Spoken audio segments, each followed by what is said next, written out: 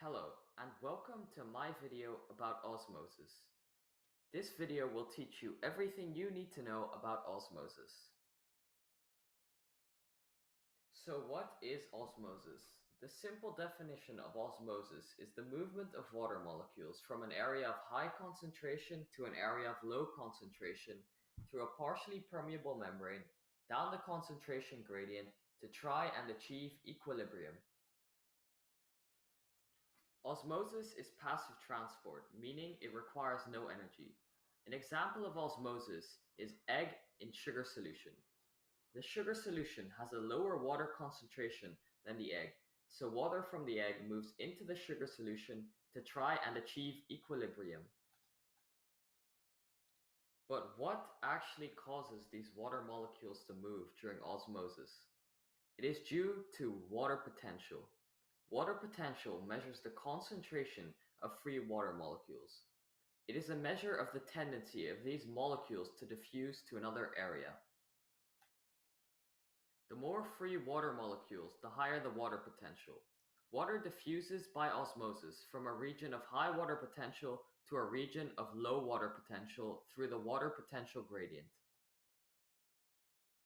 Osmosis can therefore be defined as the diffusion of water from a region of high water potential to a region of low water potential through a partially permeable membrane. Water potential is measured in kilopascals, where the highest water potential is pure water with 0 kilopascals, and lower water potentials go into negative numbers.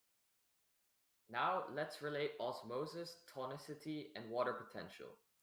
Tonicity is the state of a solution in relation to water and osmotic potential.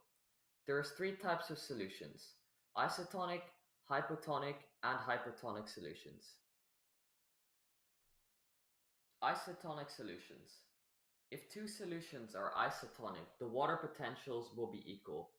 Therefore, there is no movement of water molecules. Isotonic solutions have the same amount of solute with respect to your selected cell. Hypotonic solutions. A solution that is hypotonic will have a high osmotic potential.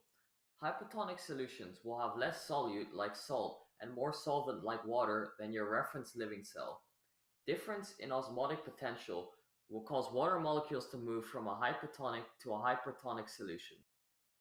Hypertonic solutions. A solution that is hypertonic will have a lower water or osmotic potential. Hypertonic solutions have more solute and less solvent compared to living cells. Difference in osmotic potentials will cause water molecules to move from a hypotonic to a hypertonic solution. Finally, I will give some real-life examples of osmosis and tonicity. Since cells contain various biological molecules such as sugars and salts, they have a water potential lower than 0 kilopascals. Water may move in or out of a cell depending on the water potential gradient between the inside of the cell and its environment. Number 1. Red blood cells and plant cells placed in isotonic solutions will stay the same. Osmotic potentials are the same between the cell and the solution. Number 2. Red blood cells placed in hypotonic solutions like pure water will burst. Plant cells placed in hypotonic solutions will become turgid. The cell doesn't burst due to the cell wall.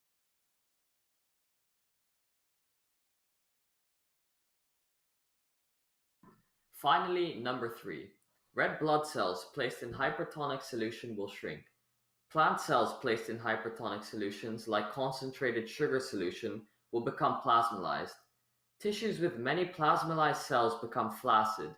This is why plants wilt if you don't water them for a long time.